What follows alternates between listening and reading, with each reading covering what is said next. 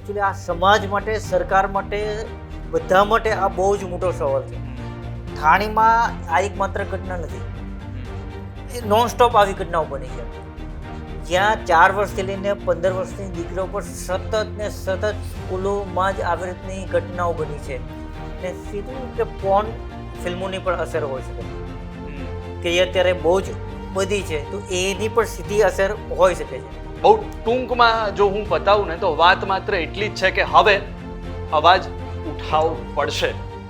હજુ તો કોલકાતા કેસની આગ ઓલવાઈ પણ નથી અને મહારાષ્ટ્રમાં ફરી એકવાર એવો જ કંઈક કિસ્સો, અને આ કેસમાં તો 4 વર્ષની 2 બાળકી, સ્કૂલમાં ભણતી, નર્સરીમાં ભણતી બાળકીઓ પર સ્કૂલનો કર્મચારી, સફાઈ કર્મચારી જે હોય એ શારીરિક અડપલા કરે છે અને બાળકીઓના ગુપ્તાંગમાં જ્યારે દુખાવો પડે છે, મા બાપને ખબર પડે છે, ત્યારે આ સમગ્ર મામલો સામે આવે છે. રૂશાનભાઈ, શું ચાલી રહ્યું છે? એકચ્યુઅલી આ બહુ જ કમનસીબ બાબત છે કે અત્યારે આપણે ચર્ચા કરવી પડે છે. આ એ ખરેખર આપણા માટે દુઃખદ વાત છે. આપણે રક્ષાબંધન ઉજવી અને એના બીજા દિવસે આપણે આવી ચર્ચા કરવી પડે છે. રક્ષાબંધન હકીકતમાં ભાઈની રક્ષા કરતી હોય છે બહેનો, એના માટે રાખડી બાંધે છે, પરંતુ અત્યારે ભાઈઓએ રક્ષા કરવી પડે છે, એની ચિંતા કરવી પડે છે કે મારી બહેન ઘરની બહાર નીકળી છે તો એ સુરક્ષિત રહેશે કે નહીં, એ ચિંતા કરવી પડે છે. એકચ્યુઅલી આ સમાજ માટે, સરકાર માટે, બધા માટે આ બહુ જ મોટો સવાલ છે. કોલકાતામાં ડૉક્ટર યુવતી કામ કરી રહી હતી, સેમિનાર હોલમાં ગઈને ત્યાંની સાથે રેપ થયો. અહીંયા સ્કૂલમાં સેફ નથી. એટલે કહેવા શું માગો છો કે દીકરીઓએ ઘરની બહાર નહીં નીકળવાનું, એમણે ભણવા નહીં જવાનું, એમણે ડૉક્ટર માટે કામ નહીં કરવાનું, ઘરની બહાર પગ નહીં મૂકવાનું. એટલે આ ખરેખર એ જે મેસેજ રેપિસ્ટ આપી રહ્યા છે એ ખૂબ જ ભયાનક બાબત છે. પહેલાંના જમાનામાં અજ્ઞાનતાને કારણે દીકરીઓને ભણવા નહોતી મૂકાતી. અત્યારે હવે મા બાપ પોતાની દીકરીઓની સુરક્ષા માટે નહીં મૂકી શકે કે એક પછી એક ઘટના બની રહી છે. આપણે બદલાપુરની વાત કરીએ, થાણીમાં આ એક માત્ર ઘટના નથી, એ નોન સ્ટોપ આવી ઘટનાઓ બની છે, જ્યાં 4 વર્ષથી લઈને 15 વર્ષની દીકરીઓ પર સતત ને સતત સ્કૂલોમાં જ આવી રીતની ઘટનાઓ બની છે. ક્યાંક કોઈ સુપ્રિન્ટેન્ડન્ટ હોય, ક્યાંક કોઈ સ્વીપર હોય, કોઈ પ્રિન્સિપલ હોય. એક 2011ની ઘટના છે કે પ્રિન્સિપલે 9 વર્ષની બાળકીની સાથે અડપલા કર્યા હતા. 2015ની ઘટના છે કે જ્યારે એક સુપ્રિન્ટેન્ડન્ટે લગભગ 15 જેટલી છોકરીઓને શિકાર બનાવી હતી. ફેબ્રુઆરી 2024ની ઘટના છે આ વર્ષની, કે જ્યારે પણ આવી પિકનિકમાં ઘટના બની હતી. એટલે નોન સ્ટોપ ઘટના બની છે. એટલે લોકોમાં ભયંકર આક્રોશ છે કે અમારે ક્યાં સુધી સહન કરવું, અમારી દીકરીઓ ક્યાં સુધી સહન કરે. આપણે સંસ્કૃતિમાં દીકરીઓને શક્તિ તરીકે પૂજીએ છીએ અને એ જ દીકરીઓને આપણે આવી દશા કરીએ છીએ. અને રૂશાનભાઈ, તમે તો આ કેટલાક કેસની વાત કરી, મને તો એમ થાય છે કે ઘણા કેસ તો એવા હશે, ઘણા કિસ્સાઓ એવા હશે કે જે સામે જ નહીં આવતા હોય. આ તો આવે છે એ આપણે જોઈએ છીએ. ઘણા તો કે ભાઈ બદનામી થશે, મોટા ભાગે બદનામીના ડરથી સામે જ નથી આવતા ને અંદર ખાને દબાઈ જાય છે. રૂશાનભાઈ, એકચ્યુઅલી એનું કારણ છે કે પોલીસ પર ભરોસો જ નથી રહ્યો. અત્યારે થાણીની વાત કરીએ ને ત્યારે 11 વર્ષની 11 કલાક સુધી બેસાડી રાખવામાં આવ્યો પોલીસ સ્ટેશનમાં એક પેરેન્ટને, જેની દીકરી પર 4 વર્ષની દીકરી પર આટલો અત્યાચાર થયો. એના પેરેન્ટ્સને 11 કલાક સુધી બેસાડી રાખવામાં આવ્યો, એફઆઈઆર ન કરવામાં આવી. એટલે આખા પોલીસ તંત્ર પર વિશ્વાસ નથી રહ્યો. એટલે શા માટે કોઈ ફરિયાદ કરે? એટલે એ જ રીતે મમતા દીદીની સરકારમાં પણ મમતા દીદીએ અપરાધીઓ, ક્રિમિનલ્સ, બળાત્કારીઓને સાચવવામાં કોઈ કસર નથી રાખી. 2014ની અંદર ટીએમસીના ગુંડાઓએ 14 વર્ષની દીકરી પર બળાત્કાર કર્યો હતો. ત્યારે ટીએમસી મમતા બેનર્જી એને સાચવ્યા હતા. એને કીધું હતું કે એ અફેર્સ હોઈ શકે. આટલી હદ સુધીની નિષ્ઠુરતા મમતા દીદીમાં છે. આપણે સાચા ઠરીશું. જ્યાં સંદેશા ખાલીમાં ટીએમસીના ગુંડા શેખ શાહજહાંએ આ હિન્દુ મહિલાઓ પર બળાત્કાર કર્યો તો પણ મમતા દીદીની સરકારે એને સાચવ્યો હતો. આખો એ વખતે પણ દેશે શા માટે ઉહાપોર ના મચાવ્યો, હંગામો શા માટે ન મચાવ્યો? જે અત્યારે કોલકાતા રેપ કાંડમાં એક ડૉક્ટરે લીધું, ડૉક્ટર પર રેપ કાંડ થયો એટલે લોકો ઉશ્કેરાઈને વિરોધ કરવા લાગ્યા. એકચ્યુઅલી સંદેશા ખાલી વખતે ગરીબ મહિલાઓ માટે પણ અવાજ ઉઠાવવાની જરૂર હતી. આ વખતે ડૉક્ટરો હતા એટલે સંગઠિત થઈને વિરોધ કરવા લાગ્યા, એટલા માટે એની અસર થઈ. વાત બદલાપુરની છે તો ત્યાં પણ લોકો સંગઠિત થયા, કેમ કે આવી એક ઘટના નથી, નોન સ્ટોપ ઘટનાઓ બને છે, એટલે લોકોમાં ભયંકર આક્રોશ. એટલે હવે એ છે કે આવી કોઈ ઘટના બને એટલે લોકોએ રોડ પર ઉતરવું જ પડશે, લોકોએ હા. હિંસાત્મક પ્રવૃત્તિ બિલકુલ. કરવી જ પડશે, ત્યારે જ તંત્ર અને ત્યારે જ સરકાર કંઈક કરશે. આપણે એવું સમજીએ ને બિલકુલ. ઋષભભાઈ? મમતા દીદીએ સાચવા. મુલાયમસિંહ યાદવની વાત કરું તો 2014માં સમાજવાદી પાર્ટીના કેટલાક છોકરાઓ પર રેપનો આરોપ હતો, તો મુલાયમસિંહે કીધું કે છોકરાઓ છે ભૂલ કરે, બળાત્કારીને આ રીતે સાચવવાની કોશિશ મુલાયમ ને મમતા બેનર્જી જેવા લોકો કરી રહ્યા છે. એટલા માટે જ આવી ઘટનાઓ બની રહી છે. જ્યાં સુધી આવા બળાત્કારીઓને કડકમાં કડક સજા નહીં થાય ત્યાં સુધી સ્થિતિ બદલાવાની નથી. ઓમ પ્રકાશ ચોટાલાએ પણ કીધું હતું કે રેપ થાય છે બાળકીઓ પર, એટલા માટે બાળ લગ્ન કરાવી દેવું જોઈએ. એટલે આવી કેટલાક નેતાઓ છોકરીઓને જવાબદાર ગણાવે કે છોકરીઓ ટૂંકા વસ્ત્રો પહેરે છે એટલા માટે રેપ થાય છે.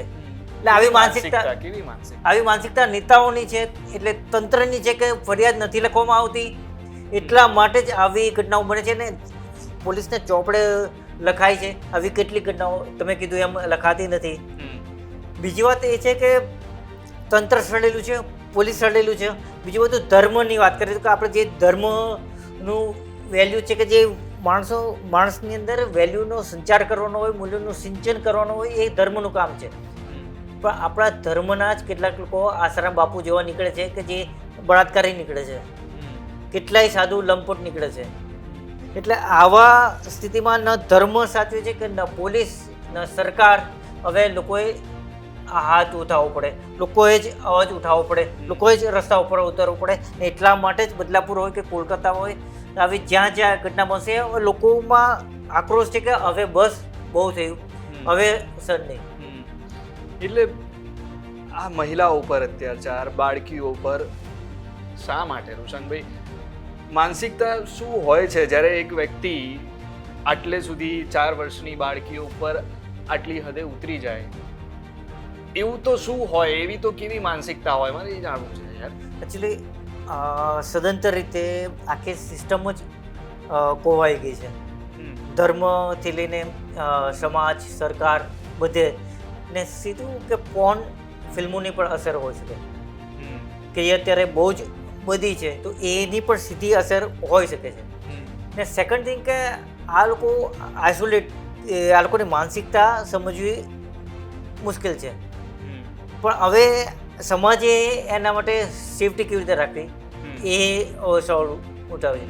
આવા લોકો જ્યાં સુધી આ બદલાપુરની વાત છે તો સ્વીપર નવો હતો, તો જ્યારે સ્વીપર નવો છે તો એની પોલીસની તપાસ કરવી જોઈએ. જ્યારે એ બધું કંઈ પણ થયું નથી.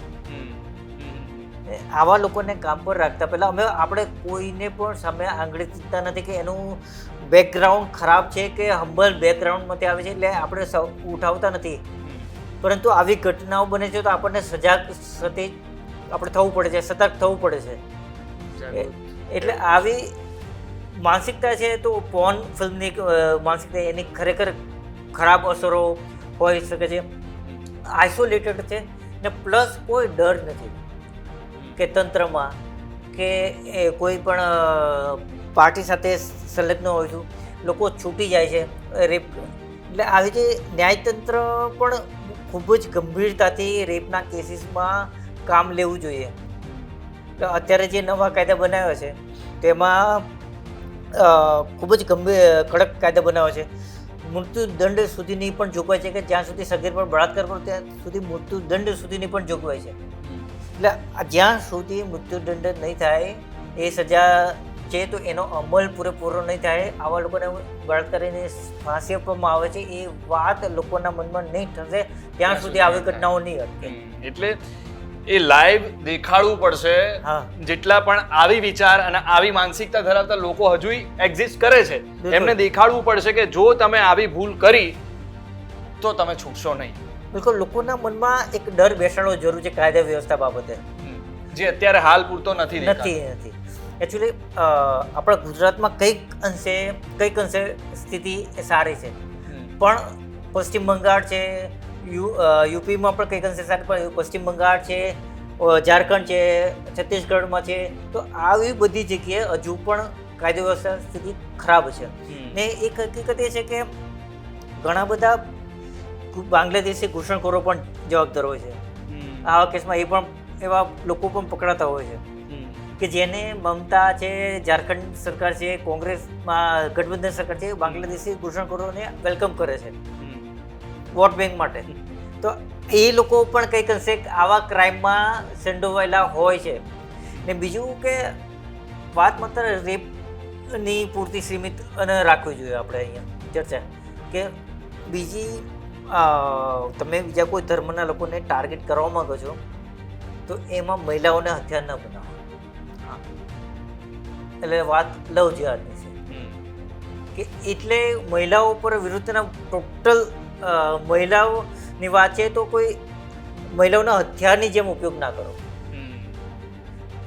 એટલે આખી વાત અને મહિલાઓની સુરક્ષાને સાથે જોડાયેલી સુરક્ષાની વાત આવે ને ત્યારે નોર્મલી આપણે આ તો વાત કરી છે, પણ હું સામાન્ય રીતે જોતો આવું છું રૂશાંકભાઈ કે બહુ સામાન્ય વાત છે. દરેક શહેરમાં, દરેક ગામડાઓમાં, દરેક સોસાયટીઓમાં આ ચાલતું હોય કે કોઈ છોકરી નીકળે છે,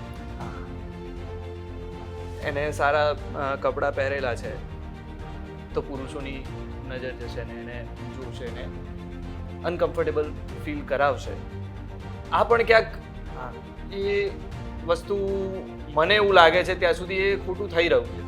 અને એ જ વસ્તુ જ્યારે એ છોકરી ચલો જુએ છે, એ કરે છે, પણ ઘણીવાર એવા પણ કિસ્સાઓ બને છે કે બસમાં કે પછી ટ્રેનમાં આપણે વાત કરીએ તો એવી રીતે પણ અડપલા થતા હોય છે ને એવી રીતે પણ છોકરીઓ હેરાન થતી હોય છે. છોકરીઓને એવું હોય કે ચલો ભાઈ ભૂલથી આ થઈ ગયું છે, અને છોકરીઓ બોલતી નથી, પણ બીજા દિવસે એના મા બાપને કે પછી એના મિત્ર કોઈ હોય તો એ મિત્રને જઈને કહે છે કે ભાઈ મારી જોડે આવું થયું, પણ એમને એ ખબર નથી પડતી કે મારી જોડે જો આવું થયું છે તો એ જ વખતે મારે વોર્ન કરવું જોઈએ, મારે એને લાફો મારી દેવો જોઈએ. બિલકુલ. એકચ્યુઅલી સમાજના લોકો જ્યાં સુધી મને શું થયું ને, મને જ્યાં સુધી ફરક ના પડે ને, એવી માનસિકતા છે કે મને ફરક નથી પડતો, હું શા માટે અવાજ ઉઠાવું. ધારો કે કોઈ દીકરી સાથે થયું છે, તમે કીધું એમ બસમાં થતું હોય, બીજા બધા લોકોએ તો જોયું હોય ને આસપાસ, એ લોકોએ પણ નોટિસ કર્યું, પણ કોઈ અવાજ જ નથી ઉઠાવતું. એટલે એ લોકોએ પણ ધ્યાનથી વિચારવું જોઈએ, બધાએ ધ્યાનથી વિચારવું જોઈએ કે જો તમે કંઈક પણ ખોટું થયું છે તો એની સામે તમે અવાજ નહીં ઉઠાવો તો એ કાલે તમારી સાથે પણ બની શકે છે. એટલે આખો સમાજને તમે સુધારવો હોય તો તમારે લોકોએ પણ અત્યારે રસ્તા ઉપર ઉતરી આવે છે તો એ જ લોકોએ આવું કંઈક પણ ખરાબ થતું હોય તો એની સામે અવાજ ઉઠાવવો જોઈએ ને પોલીસમાં લઈ જવું પડે, કાં તો સોશિયલ મીડિયામાં જવું જોઈએ, સોશિયલ મીડિયામાં જવું જોઈએ, પણ અવાજ ઉઠાવવો જોઈએ. વાત મત એટલી જ છે કે એ વખતે મૂક પ્રેક્ષક ના બનવું જોઈએ. એટલે વાત માત્ર એટલી જ છે, બહુ ટૂંકમાં જો હું બતાવું ને તો વાત માત્ર એટલી જ છે કે હવે અવાજ ઉઠાવવો પડશે. રૂશાંકભાઈ સાથે વાત કરી અને આનું આખું કન્ક્લુઝન એ જ નીકળે છે કે કોઈ પણ ઘટનાઓ બને છે તો એની પાછળ જો અવાજ ઉઠે છે ત્યારે જ કંઈક પગલાં લેવાય છે. અવાજ નથી ઉઠતા તો એ ઘટના જે છે એ ક્યાંય નીચે દબાઈ જાય છે, અને એટલે જ હવે અવાજ ઉઠાવવો પડશે. નમસ્કાર.